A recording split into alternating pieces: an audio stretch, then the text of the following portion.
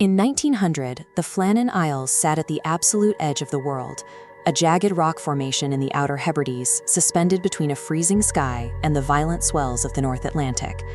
3 keepers manned this specific post: James Ducat, Thomas Marshall, and Donald MacArthur. Their job required enduring months of profound psychological isolation on a rock barely large enough to hold a few buildings. Maintaining the light meant tending to thousands of pounds of rotating glass and brass. Keeping these massive prisms spotless and fueled was a constant, demanding labor. Out here, survival was tied to strict, daily routines. The safety of passing ships depended on the machinery, and their lives depended on their discipline. On the night of December 15th, the steamer arched her past Eilean Mor and spotted a total failure.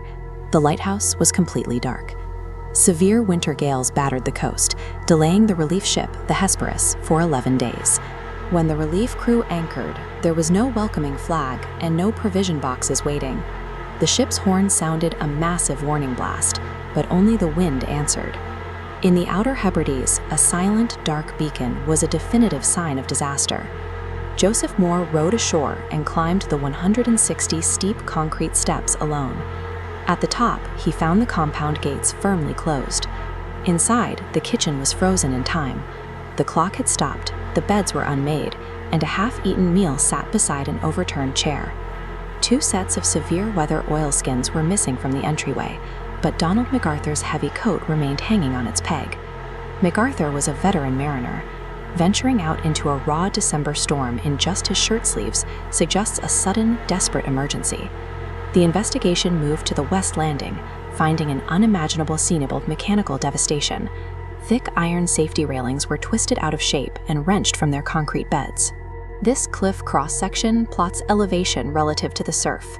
A heavy supply box, bolted 110 feet above the sea, was smashed completely open. A 1-ton boulder was dislodged downhill.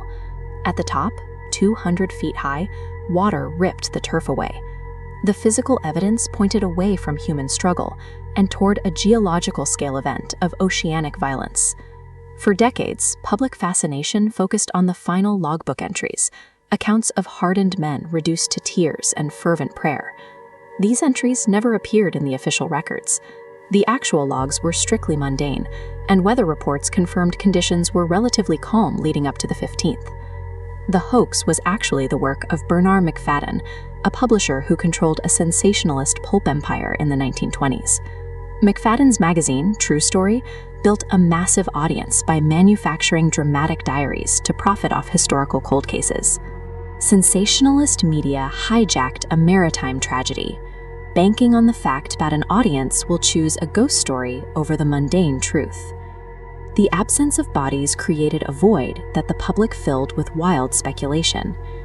Some theorized a violent murder-suicide, fueled by MacArthur's reputation for a short temper. Local folklore blamed the phantoms of the 7 hunters, or other cursed entities said to haunt the rock. These theories require ignoring the massive, twisted iron and the boulders displaced high above the western cliffs. In 1901, Superintendent Robert Muirhead submitted the official investigation to the Northern Lighthouse Board. Muirhead deduced that Ducat and Marshall went down to secure the mooring box as the sea began to swell. According to the official report, a massive rogue wave funneled violently up the narrow gully, instantly sweeping them both away. Seeing the disaster from the tower, MacArthur likely rushed out in his shirt sleeves to help, only to be caught in the ensuing surge. 3 experienced men were lost while performing a dangerous duty, swept away by a natural force they couldn't have predicted.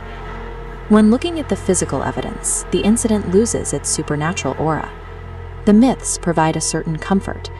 Ghosts and cursed logbooks give a random, terrifying event a reason.